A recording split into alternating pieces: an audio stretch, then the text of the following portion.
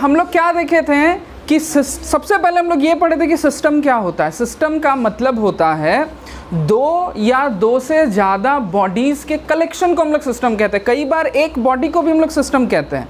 वो बॉडी या collection of bodies जिनमें हम लोग लॉज ऑफ मोशन लगाते हैं या जिसके मतलब फिज़िकल कुछ फिज़िकल क्वांटिटीज़ को निकालने में हम इंटरेस्टेड हैं। सारा कुछ नोट्स वगैरह लिखाया जाएगा, ठीक है। तो ऐसा ज़रूरी नहीं खाली जो बोल रहे हैं उसको समझना और ध्यान से सुनना, है ना, सब कुछ लिखाया जाएगा। तो सिस्टम का मतलब क्या होता है, जिसमें हम लोग लॉज ऑफ मोशन लगाते हैं, ये पढ़े थे। और सिस्टम कैसे डिसाइड करते हैं ये भी पढ़ चुके हैं, है ना। अभी हम लोग देखेंगे कुछ एग्जाम्पल्स जिसमें हम लोग इन सभी चीज़ों को रिवाइज करेंगे, मतलब क्वेश्चन बनाने में ये सब चीज़ रिवाइज हो जाएगा, ठीक है। पहला प्रोसेस क्या होता था, सिस्टम डिसाइड करना। दूसरा प्रोसेस क्या होता था, उस सिस्टम में लगने वाले सभी फोर्सेस को आइडेंटिफाई करना और उसका फिगर बनाना। तीसरा जो प्रोसेस है वो क्या है, हम डिटेल से बता रहे, लिखवाएं छोटा है, डिटेल से बता रहे। जितना भी फोर्सेस है उस सिस्टम में लगने वाला, उनमें से जो फोर्सेस हॉरिजॉन्टल है या वर्टिकल है उसको रहने देते हैं, और जो फोर्स हॉरिजॉन्टल और वर्टिकल नहीं है उसको रिजॉल्व कर देते हैं हॉरिजॉन्टल और वर्टिकल में, और फिर लॉज ऑफ मोशन लगा देते हैं, ठीक है। बहुत ध्यान से देखना। अब हम क्वेश्चन पे आते हैं, इन सब चीज़ों को अप्लाई करते हैं, हर एक बात समझ में आएगा तुम लोग को। एक क्वेश्चन लिखो, हम डिक्टेट कर रहे हैं, लिखते चलना तुम लोग, ठीक है।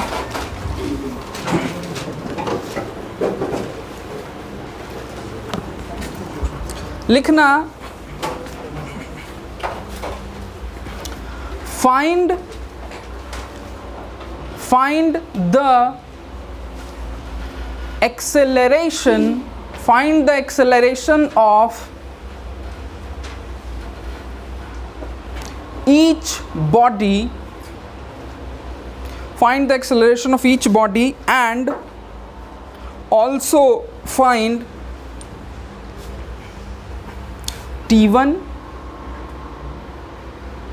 T2, T1 एंड T2, ठीक है। Capital T1 capital T2। अब देखो समझो, हम बताते हैं ये क्वेश्चन कैसा है, ध्यान देना। तीन बॉडीज हैं जो इस तरह से स्ट्रिंग से कनेक्टेड है, बात नहीं। ये तीन ऑब्जेक्ट्स है जो स्ट्रिंग से कनेक्टेड है। इस पे जो है ना ऐसे इस डायरेक्शन में 100 न्यूटन का फोर्स लग रहा है, ठीक है।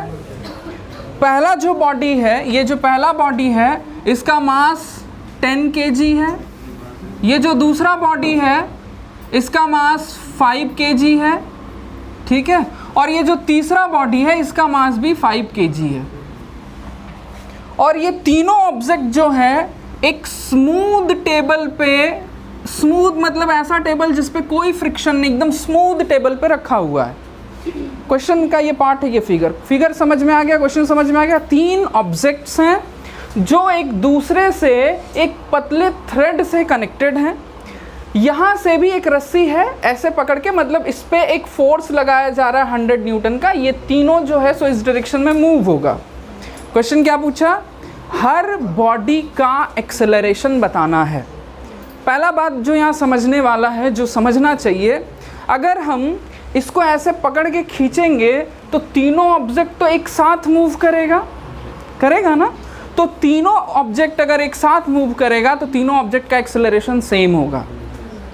हम लोग ये देख चुके हैं, ऐसे भी कॉमन सेंस से भी ये बात समझ में आ जाता है ना, कि तीनों ऑब्जेक्ट एक साथ मूव करेगा तो तीनों का एक्सेलरेशन सेम होगा। अब देखो क्वेश्चन क्या पूछा, क्वेश्चन ये पूछा कि इन तीनों का जो एक्सेलरेशन होगा वो निकालो, और T1 T2 का वैल्यू पूछ रहा है। T1 T2 क्या है वो समझना।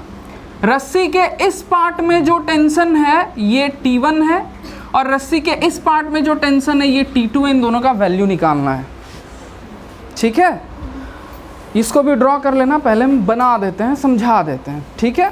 तो पहला काम हम क्या करेंगे, हमको अगर इसका एक्सेलरेशन निकालने बोल रहा है इन तीनों का, तो हम करेंगे क्या, ध्यान से समझना।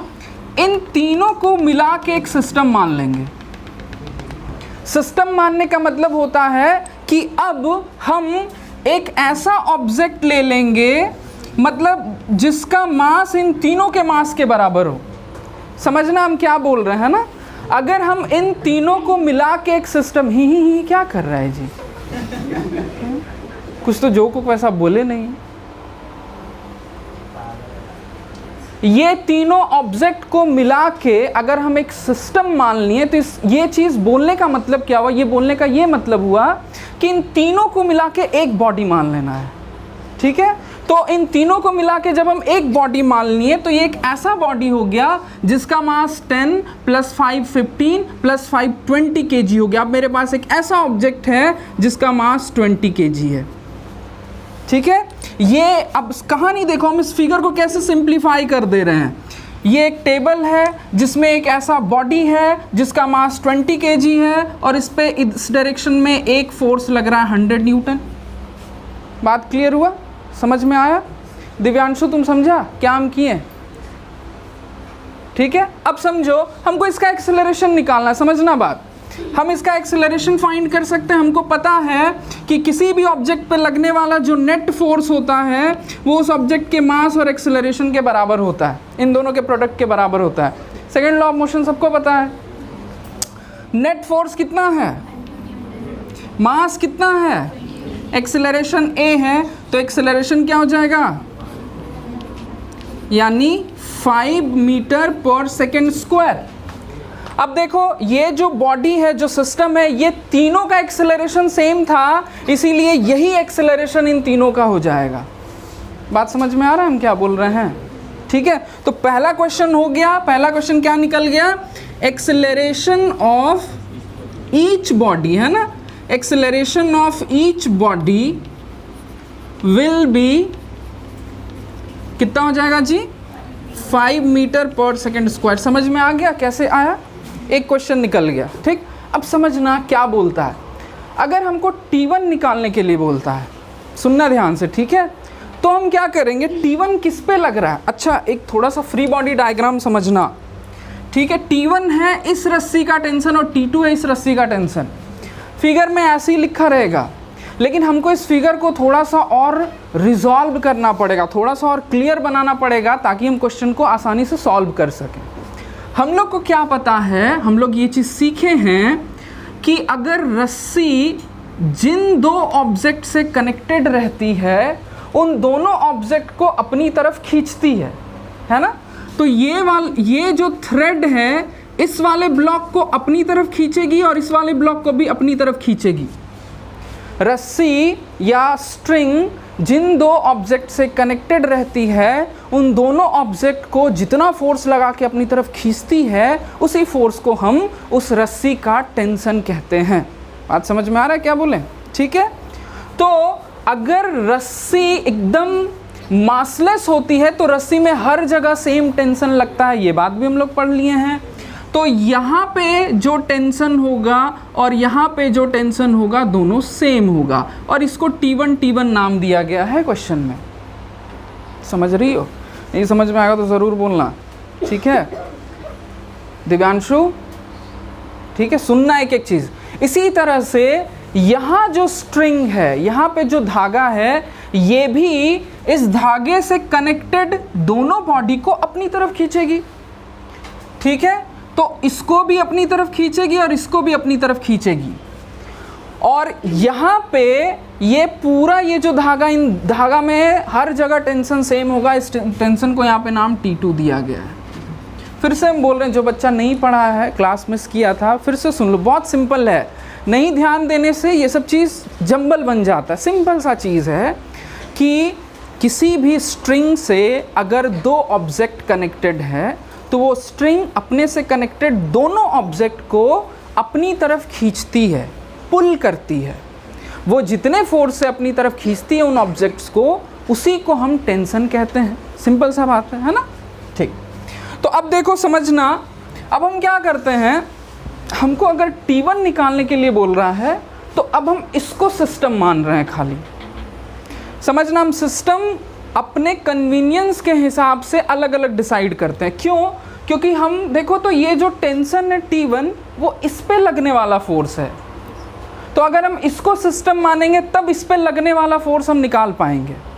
ठीक है, उस टाइम हम सिस्टम क्या माने थे, इन तीनों के कॉम्बिनेशन को। अभी हम खाली इसको सिस्टम मान रहे हैं, तो हम सिस्टम किसको माने जी, 10 kg के बॉडी को हम सिस्टम माने। ठीक है, अब ये जो 10 kg का बॉडी है, बहुत ध्यान से देखना, इस पे इस डायरेक्शन में फोर्स कौन लग रहा है, T1 लग रहा है।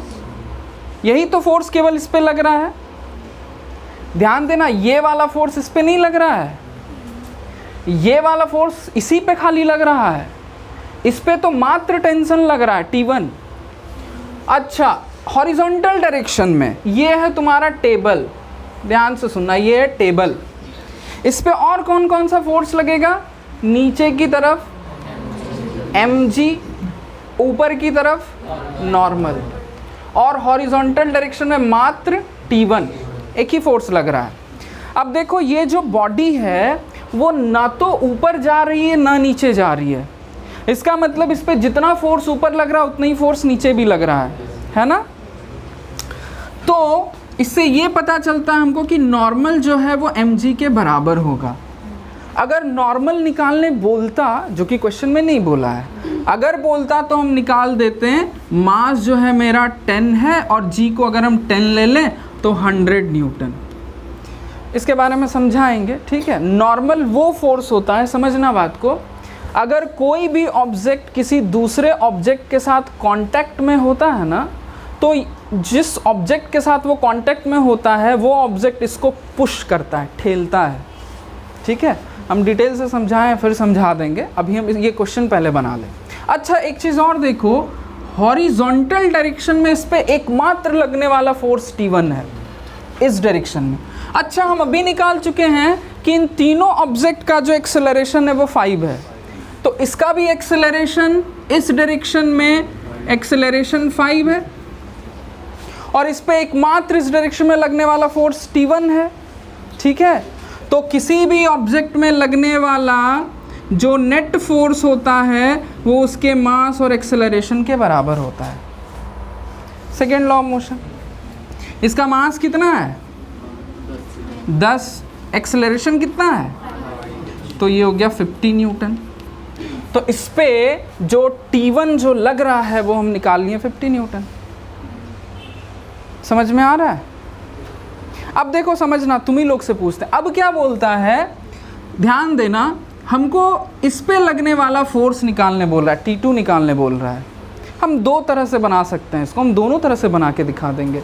हम चाहें तो खाली इसको सिस्टम मान ले रहे हैं, या हम इन दोनों के कॉम्बिनेशन को सिस्टम मान लेंगे, दोनों तरह से बन जाएगा। ठीक है, अगर हम इन दोनों के कॉम्बिनेशन को सिस्टम मान लेते हैं, ठीक है, मतलब यहाँ से इसको हम बंद कर दिए, एक बॉडी मान ली है, तो अब क्या हो गया, ये मेरे पास टेबल है,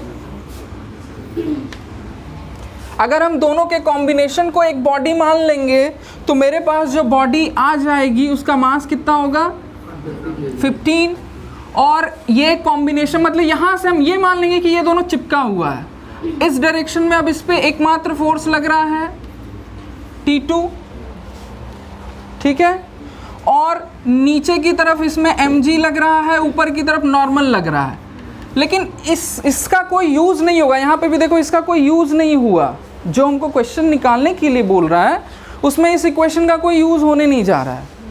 मतलब वर्टिकल डायरेक्शन में जो सिचुएशन है उसका कोई यूज़ नहीं होगा, हमको केवल हॉरिजॉन्टल डायरेक्शन को ध्यान में रखना है। अब देखो, ये बॉडी जो था और ये बॉडी जो था, सबका एक्सेलरेशन तो इधर 5 ही है, तो अगर इन दोनों के कॉम्बिनेशन को हम देखें तो ये भी इस डायरेक्शन में 5 के ही एक्सेलरेशन से जा रहा होगा, तो इसमें इस डायरेक्शन में एक्सेलरेशन कितना है। अब यहाँ पे भी अगर हम लॉज ऑफ मोशन लगा दें, मेरे पास इनका कॉम्बिनेशन है, यानी 15 kg का बॉडी है जी, तो लॉज ऑफ मोशन क्या बोलता है कि किसी भी बॉडी में लगने वाला नेट एक्सटर्नल फोर्स जो होता है वो उसका मास और उसका एक्सेलरेशन के बराबर होता है। T2 निकला। बात समझ में आया तुमको? पक्का? किसी को डाउट है तो बोल सकता है। समझ गए? ठीक है, इसको फटाफट कॉपी करो, एक क्वेश्चन बनाने देंगे। बाप रे, बोलो आरती, कोई दिक्कत है तो? अच्छा ठीक,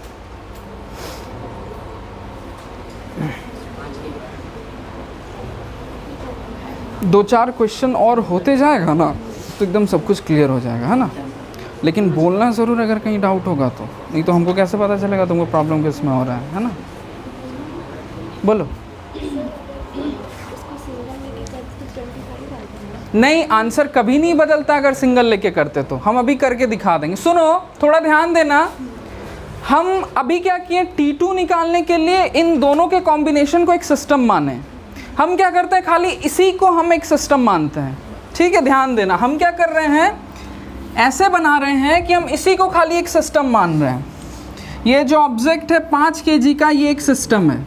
ठीक, ध्यान दो, सबसे पहले कोई भी क्वेश्चन बनाने के लिए सबसे पहला काम सिस्टम डिसाइड करो। तुम्हारी मर्जी, तुमको जिसको सिस्टम मानना है मान लो। हम इन दोनों को मिला के सिस्टम माने थे, किसी को मैंने नहीं सर हम इसी को सिस्टम मानेंगे खाली। अच्छा, T2 निकालने के लिए तुम खाली इसको सिस्टम मानोगे तो T2 नहीं निकाल पाओगे, क्योंकि इसके आसपास कहीं पे T2 नहीं है। तुमको या तो इसको सिस्टम मानना पड़ेगा या ये दोनों को मिला के मानना पड़ेगा। हम इन दोनों को मिला के माने, किसी को मन है कि नहीं सर हम इसी को खाली मानेंगे, चलो कोई बात नहीं, 5 kg को हम एक सिस्टम मान रहे हैं। सबसे पहला काम सिस्टम डिसाइड करो, तुम किसको सिस्टम मानना चाह रहे हो वो डिसाइड कर लिए। अब दूसरा काम, उस सिस्टम पे लगने वाले सभी फोर्सेस को, एक भी फोर्स छूटना नहीं चाहिए, उस सिस्टम में लगने वाले सभी फोर्सेस को मेंशन करो। इस सिस्टम में लगने वाले सभी फोर्सेस को हम मेंशन कर रहे हैं। सबसे पहला फोर्स नीचे की तरफ mg, दूसरा फोर्स ये जिस टेबल पे रखा हुआ वो टेबल ऐसे परपेंडिकुलर लगाता है नॉर्मल, तीसरा फोर्स इस डायरेक्शन में T2, और चौथा फोर्स इस पे इस डायरेक्शन में T1 लग रहा है। एक भी फोर्स छूटा तो आंसर गलत हो जाएगा, सारा फोर्स मेंशन करना है। ठीक है, अब सिंस ये ऑब्जेक्ट इस डायरेक्शन में कहीं मूव नहीं कर रहा, ना तो ऊपर जा रहा ना नीचे जा रहा है, तो हम लिख सकते हैं कि जो मेरा नॉर्मल है वो mg के बराबर है। दोनों फोर्स इक्वल एंड ऑपोजिट है तो कैंसिल आउट हो जा रहा है। अच्छा, ये जो ऑब्जेक्ट है वो इस डायरेक्शन में 5 मीटर पर सेकेंड स्क्वायर के एक्सेलरेशन से जा रहा है। अब हम क्या करते हैं, इस पे इस हॉरिजॉन्टल डायरेक्शन में लॉज ऑफ मोशन लगाते हैं। बहुत ध्यान से सुनना, अगर ये ऑब्जेक्ट इस डायरेक्शन में एक्सेलरेशन से जा रहा है, जिस डायरेक्शन में एक्सेलरेशन होता है उधर वाला फोर्स बड़ा होता है। पिछले क्लास में भी समझाए थे। मान लो किसी को भी, कोई भी ऑब्जेक्ट है, जैसे ये चौक है, अगर हम इसको 10 के फोर्स से खींचेंगे, इधर 5 के फोर्स से खींचेंगे, तो इस पे तो एक्सेलरेशन इधर होगा, ये इधर जाएगा। तो अगर ऑब्जेक्ट इधर जा रहा है या ऑब्जेक्ट में अगर इधर एक्सेलरेशन है तो इधर वाला फोर्स बड़ा होगा। ठीक है, लॉज ऑफ मोशन में जो सेकेंड लॉ को हम लोग यहाँ पे लिखते हैं, क्या लिखते हैं, F = ma लिखते हैं, ध्यान देना। तो यहाँ पे F जो होता है वो नेट फोर्स होता है, किसी भी ऑब्जेक्ट में लगने वाला नेट फोर्स = उसका मास इंटू एक्सेलरेशन। अब इस ऑब्जेक्ट में हॉरिजॉन्टल डायरेक्शन में दो फोर्स लग रहा है, इधर T2 इधर T1। T2 बड़ा है, कैसे पता चला T2 बड़ा है, क्योंकि एक्सेलरेशन इधर है, और T1 छोटा होगा तो नेट फोर्स क्या होगा, T2 - T1। तो हम इक्वेशन क्या लिखेंगे जी, इक्वेशन लिखेंगे नेट फोर्स जो है, यानी T2 - T1, ये नेट फोर्स हुआ, समझी। नेट फोर्स = इसका मास इनटू इसका एक्सेलरेशन। समझ रही हो। अब देखो हमको T2 फाइंड करना है, T1 हम पहले से निकाल चुके हैं। मास कितना है, मास है, और एक्सेलरेशन 25, ये 50 उधर जाएगा तो T2 कितना आ गया, देखो तुम जैसे भी बनाओ 75 आंसर आ रहा है। तुम क्या की होगी, तुम इस पे ये जो T1 लग रहा है इसको छोड़ दी होगी, है ना। तो हमेशा ध्यान देना, क्वेश्चन कैसे बनेगा, पहले सिस्टम डिसाइड करो। तुमको जिसको मन करे सिस्टम मान लो, जिसको भी सिस्टम मानोगे आंसर आएगा ही आएगा। दूसरा काम, सभी फोर्सेस को मेंशन करो, एक भी फोर्स छूटा तो आंसर नहीं आएगा। तीसरा काम, वर्टिकल डायरेक्शन में भी लॉज ऑफ मोशन लगाओ और हॉरिजॉन्टल डायरेक्शन में भी लॉज ऑफ मोशन लगाओ। वर्टिकल डायरेक्शन में हम लॉज ऑफ मोशन क्या लगाएं, मतलब जो कॉमन सेंस मेरा निकल रहा है कि ये ऑब्जेक्ट अगर ना तो इस डायरेक्शन में एक्सेलरेटेड है ना नीचे एक्सेलरेटेड है, तो ऊपर वाला फोर्स और नीचे वाला फोर्स बराबर होगा, वो चीज़ लगा दिए। इसका भी कहीं कहीं पे यूज़ होता है। दूसरा यहाँ पे जो लगाएं, तो ये वर्क हो रहा है। देखो ध्यान देना, हाँ सुनना ज़रा बात को, या तो हमको इस तरह से बनाना है ये 75 है, या इस तरह से बनाओ चाहे इस तरह से बनाओ, हो गया है ना। ये दोनों अलग तरीका है, ध्यान देना। मेरा क्वेश्चन यहाँ पे ख़त्म हो गया, ये क्वेश्चन यहाँ पे ख़त्म हो गया, ये एक दूसरा तरीका है बस, ठीक है। तो ये तरीका ऐसे भी ज़रूरी नहीं है, ऐसे बना लो काफ़ी है, ये झूठ में एक्स्ट्रा बर्डन बढ़ाता है, ठीक है। तुम्हारा यही आंसर आ गया, देखो इसमें भी 75 ही आ रहा है, ठीक ना। ध्यान से सुनो, ये एक स्मूथ टेबल है, इस पे दो ऑब्जेक्ट इस तरह से है जो कि एक मासलेस, ध्यान देना, मासलेस स्ट्रिंग से, स्ट्रिंग मतलब पतला धागा, मासलेस स्ट्रिंग से कनेक्टेड है। इसका मास जो है वो 10 kg है और इसका मास 5 kg है। इस डायरेक्शन में इस पे जो है 75 न्यूटन का फोर्स लग रहा है। दो क्वेश्चन है यहाँ पे। पहला question, find the acceleration of 5 kg मास, और दूसरा find the tension between 10 kg and 5 kg blocks. अगर हमको ये क्वेश्चन बनाना है और एक्सेलरेशन अगर निकालना है तो हम क्या करेंगे, हम अगर बनाएंगे तो हम क्या करेंगे, हम इन दोनों के कॉम्बिनेशन को सिस्टम मान लेंगे, इस कॉम्बिनेशन को सिस्टम मान लेंगे। मतलब क्या हुआ, मतलब ये हुआ कि अब मेरे पास एक ही ऑब्जेक्ट है जिसका मास 15 kg है, क्योंकि इन दोनों को मिला के एक सिस्टम मान लिए। तो मेरे पास अब एक ही ऑब्जेक्ट है जिसका मास 10 और 5 15 kg है। 15 kg का एक बॉडी है जिस पे इकलौता फोर्स, इकलौता एक्सटर्नल फोर्स इस डायरेक्शन में 75 है। तो हमको एक्सेलरेशन फाइंड करना है। हमको पता है कि net force is equal to mass into acceleration होता है। तो एक्सेलरेशन इज इक्वल टू 75/15 यानी कि 5 मीटर पर सेकेंड स्क्वायर होगा।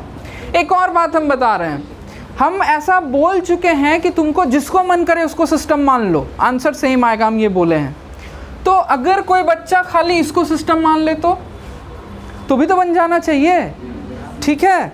तो ठीक है भैया, अगर आप खाली इसको सिस्टम मान लेते हैं और आप इसको सिस्टम मान के बनाना चाहते हैं तो आपके पास एक स्मूथ टेबल है, एक 5 kg का ऑब्जेक्ट है, ठीक है, और इस पे इस डायरेक्शन में 75 न्यूटन का फोर्स लग रहा है।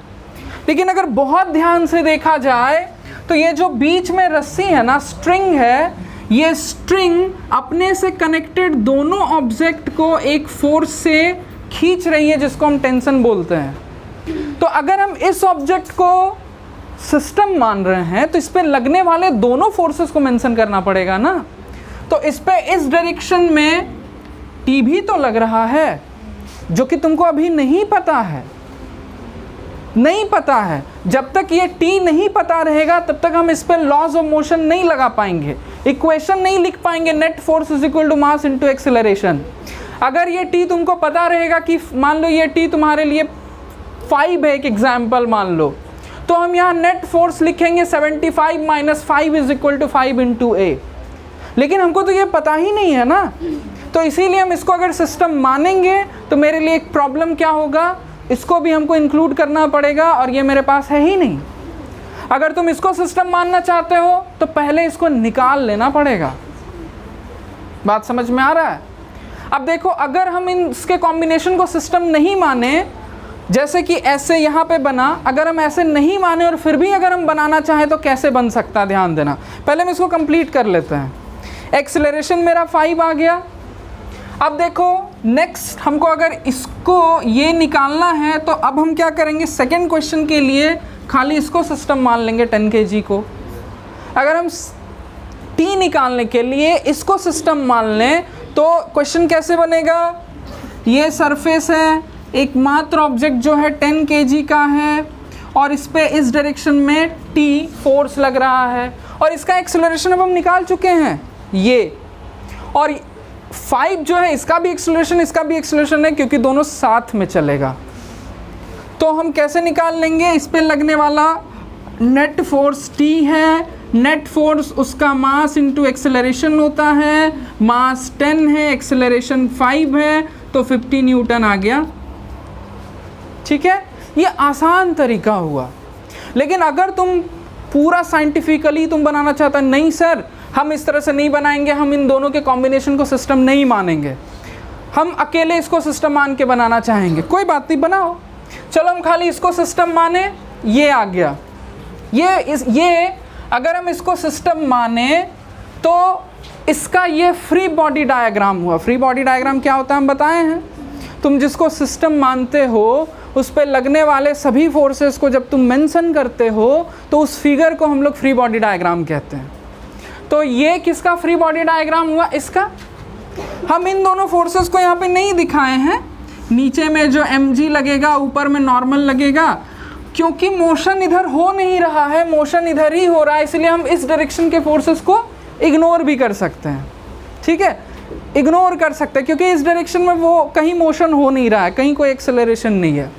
तो देखो ध्यान से सुनना, हम क्या करते हैं, इसमें जो एक्सेलरेशन इस डायरेक्शन में उसको a मान लेते हैं। ठीक है, अब हम यहाँ पे इक्वेशन कैसे लिख सकते हैं, ध्यान से सुनना। एक्सेलरेशन इधर है, मतलब ये फोर्स बड़ा ये फोर्स छोटा है, तो हम क्या लिखेंगे, 75 minus T, this is the net force. Net force is equal to mass into acceleration, ये एक इक्वेशन बनेगा। अब हम क्या करेंगे, इसको अलग से एक सिस्टम मान लेते हैं।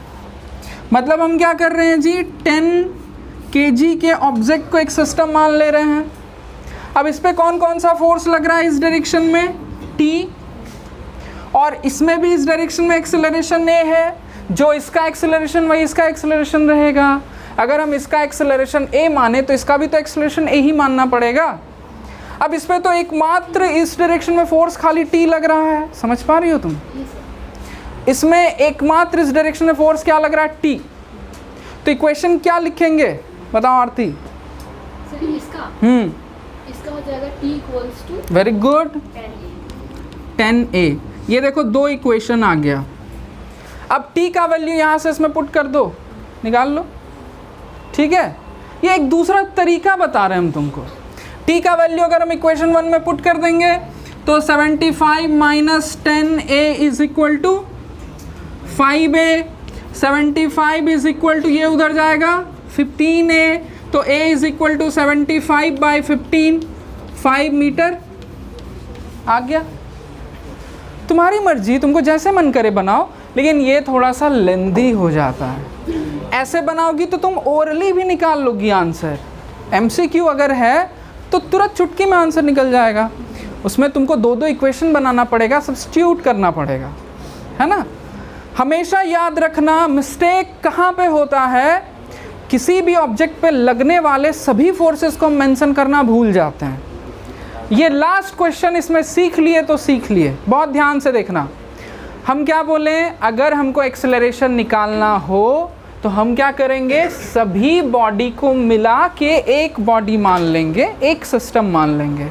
तो मेरे पास एक ऐसा सिस्टम होगा, एक ऐसा बॉडी होगा जिसका मास 20, 1030 और 1040 होगा। तो जो एक्सेलरेशन होगा वो सिंपल, जो नेट फोर्स लग रहा है 500 बाई 40 होने जा रहा है, ये कैंसिल हो जाएगा, तो 25 बाई 2 यानी 12.5 मीटर पर सेकेंड स्क्वायर आएगा। सबका बन गया। बहुत ध्यान से देखना, तुम लोग रिवाइज करोगे इन क्वेश्चंस को तो अच्छी तरह से क्लियर हो जाएगा। अब देखो, सबसे पहले हम क्या करेंगे, हम सभी बॉडीज़ में लगने वाले फोर्सेस को मेंशन कर लेते हैं। फ्री बॉडी डायग्राम बनाना बहुत ज़रूरी है। फ्री बॉडी डायग्राम का मतलब होता है तुम सबसे पहले सिस्टम डिसाइड करो। हम क्या करते हैं जनरली, जब तुम लोग क्वेश्चंस बनाने लगोगे तो तुमको अलग से किसी का डायग्राम बनाने का ज़रूरत नहीं पड़ेगा, हमको अलग से इसका डायग्राम बनाने का ज़रूरत नहीं पड़ेगा। हम इसी में जो मेन डायग्राम है इसी में सब कुछ कर सकते हैं। देखो तो यहाँ का जो स्ट्रिंग है वो इन दोनों को खींचेगा, हम इसको T1 नाम दे देते हैं। यहाँ पे जो टेंशन है इसको T1 नाम दे देते हैं। यहाँ का जो स्ट्रिंग है वो इन दोनों को खींचेगा, इसको हम T2 नाम दे देते हैं। यहाँ का जो स्ट्रिंग है वो इन दोनों को खींचेगा, इसको T3 नाम दे देते हैं। बहुत ध्यान से समझना, मेरे लिए T3 निकालना, जैसे समझो बात को, हम क्या देख लिए हैं कि ये जो पूरा सिस्टम है ना, ये पूरा सिस्टम इस डायरेक्शन में 12.5 मीटर पर सेकेंड स्क्वायर के एक्सेलरेशन से जा रहा है, सभी बॉडीज़। ठीक है, क्लियर। अगर हमको T1 निकालना है तो हम इसको सिस्टम मानेंगे। बहुत ध्यान से सुन लेना, ठीक है। अगर हमको T1 निकालना है पहला, अगर हमको T1 फाइंड करना है, हम सब निकाल के दिखा दे रहे हैं, जो क्वेश्चन पूछा उस पर भी आ जाएंगे। अगर हमको T1 निकालना है, यहाँ पे फर्स्ट में हम T1 फाइंड कर रहे हैं, हम फिलहाल यहाँ पे ऐसे लिख दे रहे हैं T1 फाइंड कर रहे हैं अगर, तो हम इसको सिस्टम मानेंगे। फिगर देखो क्या बनेगा, ये 10 kg का बॉडी है, इस पे एकमात्र हॉरिजॉन्टल फोर्स इस डायरेक्शन में T1 लग रहा है, इसका मास 10 है और इसमें इस डायरेक्शन में एक्सेलरेशन कितना है, तुम 25/2 ही ले लो, डेसिमल में हम नहीं लेते हैं। तो नेट फोर्स जो है वो इसका मास इनटू एक्सेलरेशन होगा, ठीक है। तो ये 125 हो जाएगा। तुमको जो मन, तुम 12.5 भी ले लेना, कोई फ़र्क नहीं पड़ता है, ठीक है। तो इतना न्यूटन हो जाएगा। T1 निकला। अगर हमको T2 निकालना है, बहुत ध्यान से सुनना, ध्यान से सुनना जो बोल रहे हैं, जो टेंशन निकालना रहता है ना, उसके पहले के सभी बॉडीज़ को एक सिस्टम मान लिया जाता है।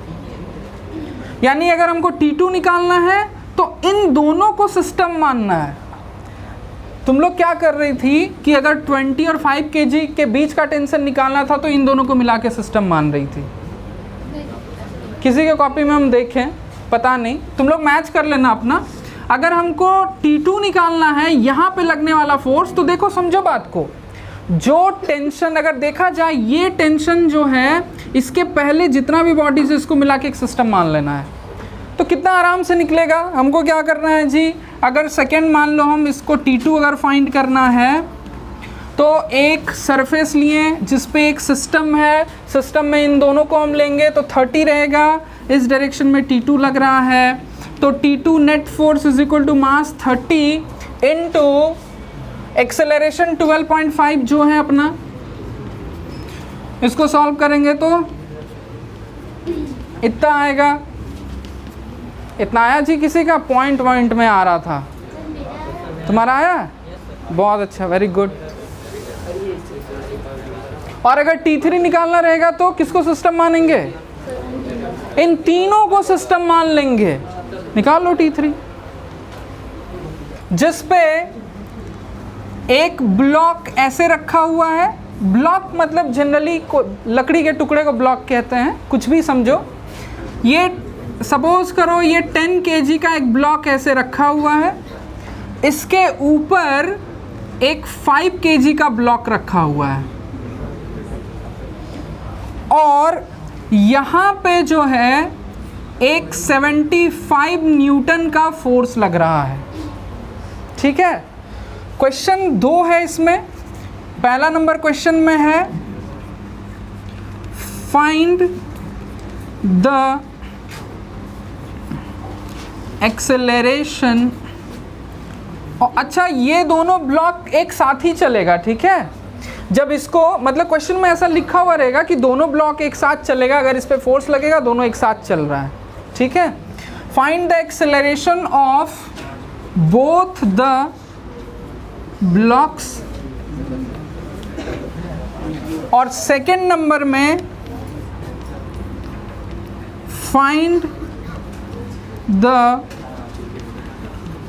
normal force exerted by the table on 10 kg block। और थर्ड क्वेश्चन है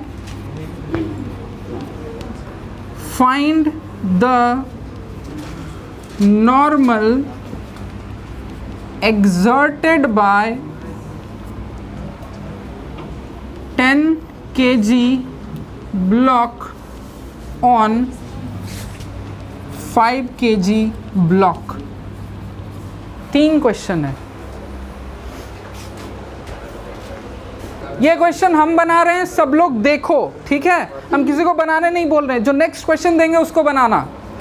तुम लोग से बन सकता है, 1-2 क्वेश्चन बन जाएगा, थर्ड नहीं बनेगा, लेकिन इंपॉर्टेंट चीज़ है सीखना, तो सीखो पहले, है ना? उसके बाद हम बनाने के लिए क्वेश्चन देंगे।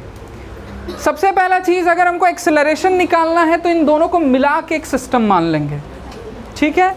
इन दोनों को मिला के एक सिस्टम मान लेंगे। तो अच्छा, एक और चीज़ क्वेश्चन में दिया हुआ रहता है कि ये जो टेबल है ये फ्रिक्शनलेस है, यहाँ पे कोई फ्रिक्शन नहीं है, ठीक है? ये दिया हुआ रहता है, नहीं तो फिर फ्रिक्शन अपीयर हो जाएगा। तो यहाँ पे हम खाली शॉर्ट में क्वेश्चन दे दिए, अगर क्वेश्चन कहीं लिखा हुआ रहता तो प्रॉपर सब कुछ मेंशन्ड रहता है। हम इन दोनों को एक सिस्टम मान लेंगे तो हो क्या जाएगा, फर्स्ट नंबर क्वेश्चन के लिए ये टेबल है मेरा, जो मेरे पास सिस्टम आएगा वो सिस्टम जो होगा वो 15 kg का होगा, 15 kg का सिस्टम होगा। और इसमें एकमात्र इस डायरेक्शन में, हॉरिजॉन्टल डायरेक्शन में जो फोर्स होगा वो 75 न्यूटन का होगा। तो हम लोग को पता है कि किसी ऑब्जेक्ट में लगने वाला जो नेट फोर्स होता है वो उसके मास और एक्सेलरेशन का प्रोडक्ट होता है।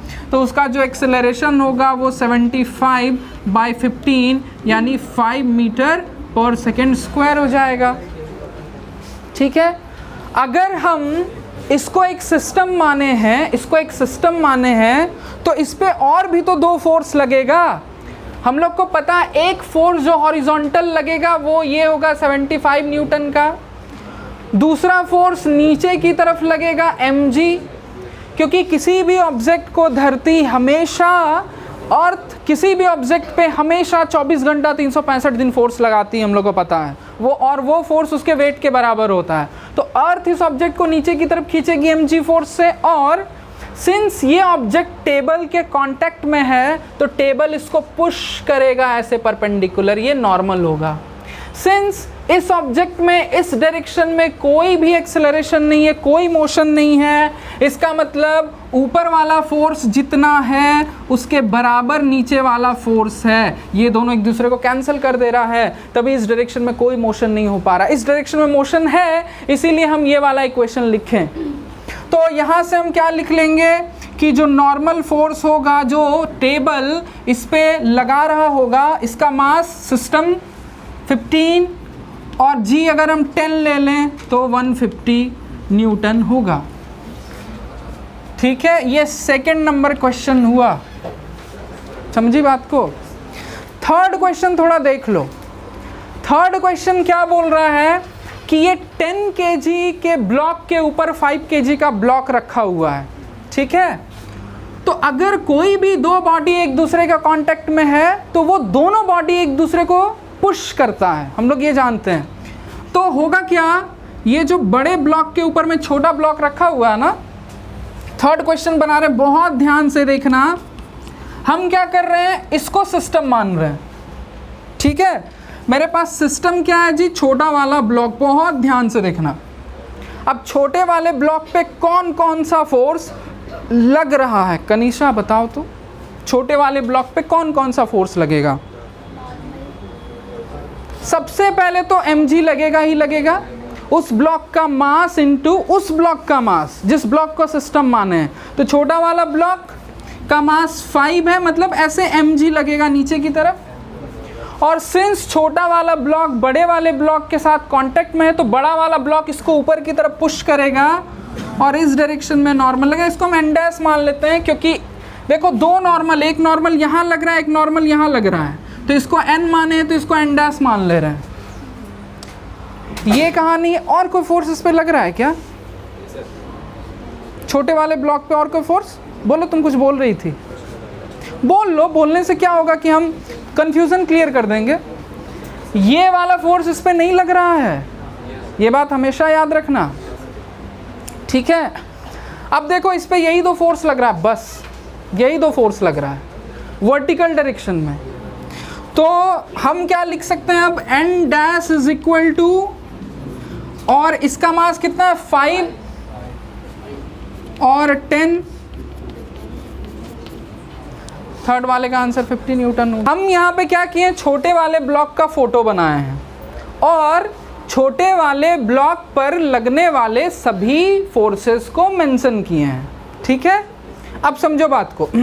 होता क्या है, जब दो ऑब्जेक्ट एक दूसरे के कांटेक्ट में होते हैं तो होगा क्या कि ये जो बड़ा वाला ब्लॉक है ये छोटे वाले ब्लॉक को ऊपर की तरफ ठेलेगा और छोटा वाला ब्लॉक भी बड़े वाले ब्लॉक को नीचे की तरफ ठेलेगा।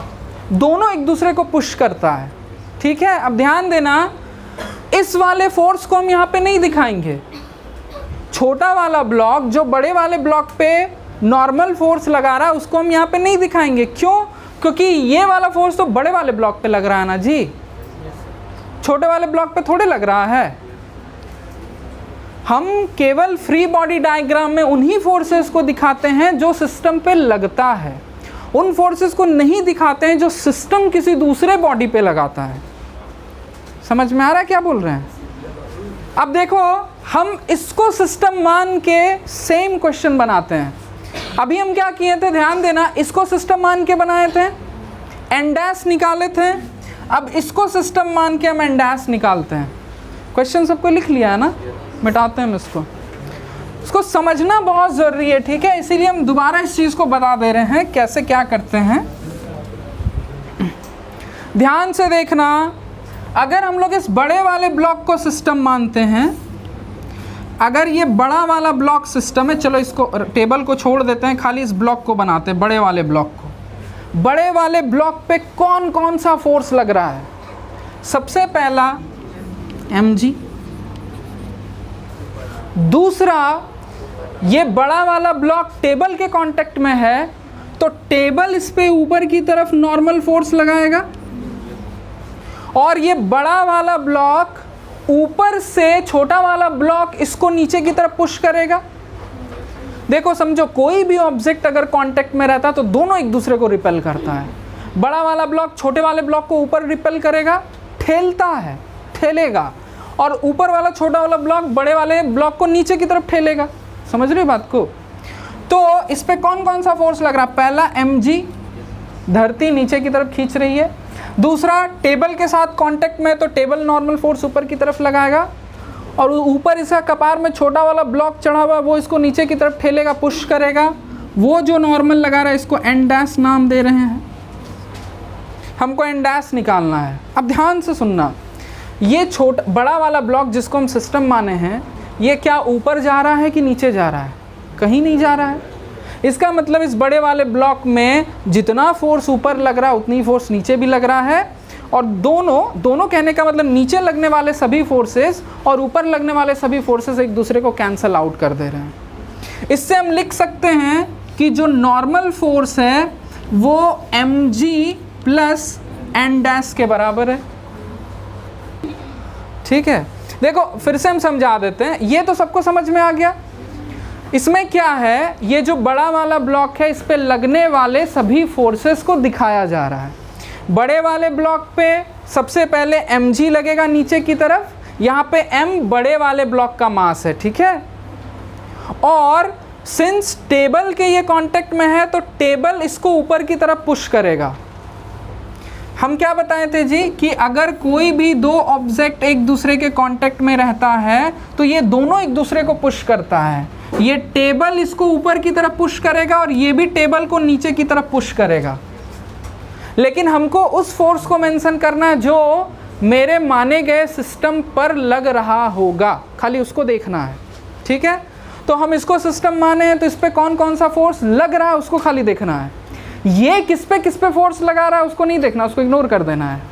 इस पे कौन कौन सा फोर्स लग रहा है खाली वो देखना है। टेबल इसको ऊपर की तरफ पुश कर रहा है, उस फोर्स का नाम हम N दिए थे सेकेंड नंबर जो क्वेश्चन बनाया है उसमें, तो N दे दिए। ऊपर वाला ब्लॉक के साथ ये कांटेक्ट में, तो ऊपर वाला ब्लॉक इसको नीचे की तरफ ठेल रहा है, उसको N डैश नाम दिया, उसी N डैश को हमको निकालना है ना। तो अब समझना बात को, हमको N डैश निकालना है तो N dash is equal to N minus m g, ठीक है। N dash is equal to ये N हम लोग निकाल चुके हैं 150, और mg इसका मास कितना लिए थे 10 लिए थे ना, तो 100, 10 इंटू 10 g अगर 10 लेते हैं तो 50 न्यूटन। देखो ऐसे भी आ गया, समझ रही हो। देखो क्वेश्चन क्या पूछा था कि हमको वो नॉर्मल फोर्स, ध्यान से सुनो, बहुत इसमें बहुत सारा इंफॉर्मेशन छुपा हुआ रहता है कि क्वेश्चन में। हमसे क्वेश्चन क्या पूछ रहा था, आप वो नॉर्मल फोर्स लगाइए, निकालिए जो बड़ा वाला ब्लॉक छोटे वाले ब्लॉक पे लगा रहा है। हम इस इक्वेशन में ये जो N डैश है, सो कौन सा नॉर्मल फोर्स है जो छोटा वाला ब्लॉक बड़े वाले ब्लॉक पे लगा रहा है, हम सो निकालें। हम क्या निकालें इस क्वेश्चन से, छोटा वाला ब्लॉक जो बड़े वाले ब्लॉक पे नॉर्मल फोर्स लगा रहा है सो निकालें। क्वेश्चन में क्या पूछा था, बड़ा वाला ब्लॉक जो छोटे वाले ब्लॉक पे नॉर्मल लगा रहा है वो निकालना है। हमको पता है कि बड़ा वाला ब्लॉक छोटे वाले ब्लॉक पे जितना नॉर्मल फोर्स लगाएगा, छोटा वाला ब्लॉक भी बड़े वाले ब्लॉक पे उतने ही नॉर्मल फोर्स लगाएगा ऑपोजिट डायरेक्शन में। Every action has equal and opposite reaction.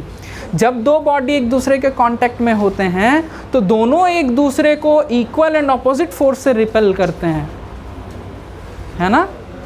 Normal force तो समझा चुके हैं फर्स्ट क्लास में डिटेल से, ठीक है। अच्छा, ये दूसरा तरीका है, दूसरे तरीके से लाएं, ये ज़्यादा अच्छा तरीका है, ठीक है, समझ रही हो। लेकिन इसको भी ज़रूर बना लेना क्योंकि ये थोड़ा कॉन्सेप्ट क्लियर करता है।